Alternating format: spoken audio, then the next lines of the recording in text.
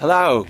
It's been nearly a month now that I've been coming here most days and sitting on my stile in the Hawthorn Hedge, just slowing down, getting to know this particular spot in North London. So it's time to just check in with you on how that's been, and I just want to share a few reflections on the difference between knowing a place and living in a place. Okay, so let's get over to the hedge. Okay, welcome to the hedge, welcome back to the hedge. Here we are. Summer's moving along. The field is growing. I don't know if you can see that. The foliage is coming up. It's nearly a foot high now. Millie's just sat down and disappeared into it. The crane driver, he's growing his building. He was moving around staircases the other day, that was fun. A funner thing was the tree appeared a couple of weeks ago. I was like, that tree wasn't there before. But of course it had been, it's just that I hadn't really noticed, and it was announcing itself to me, it was introducing itself to me. So I've been getting to know the tree. In the morning there's a 7:20-ish arrival, a big long intercity train, a Virgin intercity train, slowly brakes and comes to a halt right opposite where I am and sits there cooling down. You can hear the engine ticking over. It's like a dragon having a snooze before it goes into King's Cross, into the cave. And I've been reminded, now that I've been here for a month, I've been reminded of a time when I spent a month in Bothy on a Scottish hillside on a solitary retreat. And this was a turning point in my life. It was the time when I realised that sheep don't just sit around in fields in random locations, which was the assumption that I'd had up until that point in my life. Spending a month on a Scottish hillside, I realised that sheep are habitual creatures just like anyone else. And just like the tree that announced itself to me, the sheep, they were spelling it out to me, because every night I would make dinner and outside my little kitchen window, I came to realise were the same sheep at round about the same time. It was like a little sheep family. There's a couple of female adult sheep and some lambs, and the lambs would frolic around outside my kitchen window. And that got me interested, and then I slowly started to realise on my walks that the same sheep were in roughly the same place, and they followed a little route through the landscape. Whereas previously in my life, driving past a landscape, passing through a landscape, skimming over the surface of a landscape, I hadn't noticed that. I just assumed that the sheep were randomly placed. But of course they're not. It's obvious now that I think about it. We don't have any sheep here, but we have people. Some of them are on a routine. The early morning joggers, the commuters that walk to the station. And yesterday I noticed a couple of people who sat on the bench down there. So let's get down to the bench and I'll tell you about them. So this is the bench. Nice view of the cranes behind me.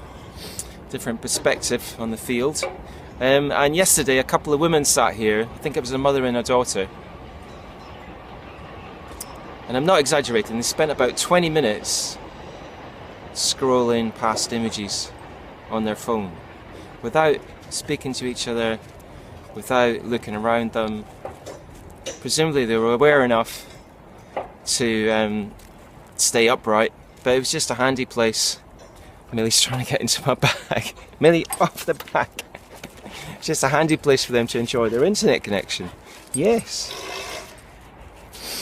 And it just made me think, because it's like their surroundings. I mean, I didn't know them, I don't want to criticise, but my fantasy was that the images of their surroundings were just like the images on their phone. They were just kind of empty and weightless, and they were just scrolling past images on their phone in the way that they scrolled past the images in real life, in the landscape. And it's kind of like they weren't really here. Millie's just stolen a ball from the bag. They could have been anywhere. They were like living inside this sort of digital fantasy life, withdrawn from their sense environment, kind of detached, kind of alienated. Right, I'm gonna get Millie and get that ball off Millie. Hey Millie, good girl, good girl, good girl, give, good girl. Yeah, it's a good girl, good girl. Have a biscuit. There you go. Yeah. I mean, I don't want to be overly critical or hypocritical even, because I'm filming this. Here I am walking past same spot, looking into a phone. I'm filming this on a phone, and you're probably watching this on a phone. Everyone's on their phone. It's like the digital genie has escaped the touchscreen bottle, and you can't put it back. Question is, like, how do we live with that? YouTube's brilliant. You can learn so much. It's like an unregulated education, unmarshalled by the BBC or some university. You can follow your nose. Problem is, you might end up living inside YouTube, having a little YouTube gang, a little YouTube family, and that kind of makes you feel like you've got a real family and real friends. Meets the sort of need that you have, but it doesn't really meet the need, and then you need to go back and watch even more to tickle the flavour that you've had of having friends and a family, and then you're in an addictive cycle. You're living inside YouTube, which is not a good space. But we can't put it back in the touchscreen bottle. How do we live with it? And we can't all go back to nature and live on a Scottish hillside. I mean, there's just not enough land for all the people in the world to go back to a hunter-gatherer lifestyle. So what do we do?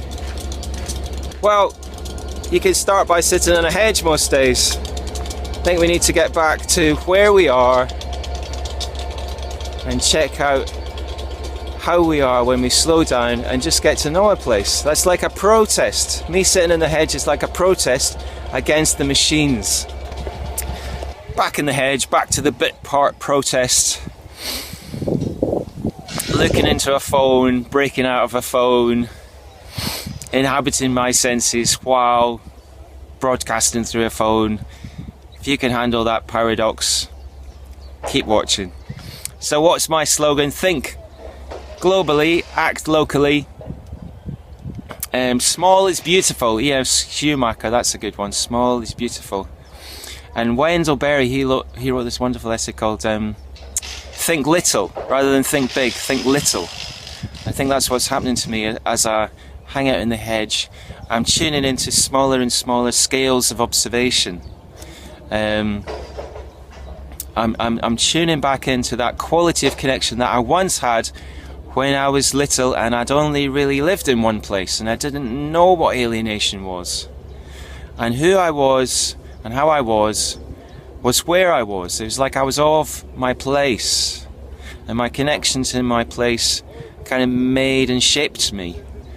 I'm slowly finding a way back to that. I don't want to be a citizen of everywhere and nowhere. I don't want to be someone that's happy as long as they've got a digital connection. I want to be someone who needs to be not just embodied but embedded. I want my sense of self to be in relationship and come out of relationship to the land, to this little bit of the earth that I've decided to live on. That's my protest. To just get back to that time when I got a new blanket, or when I got a new pencil case, and the smell and the touch of those objects were intimate and dear to me, and I would go to sleep thinking about them, and I would wake up and reach for them with my mind as the first thought of the day. When I would spend more time outdoors than indoors, and when I would come home kind of sweaty and tired but happy because I was of my place. There you go. So thanks for watching. There's some reflections. We've been here a month.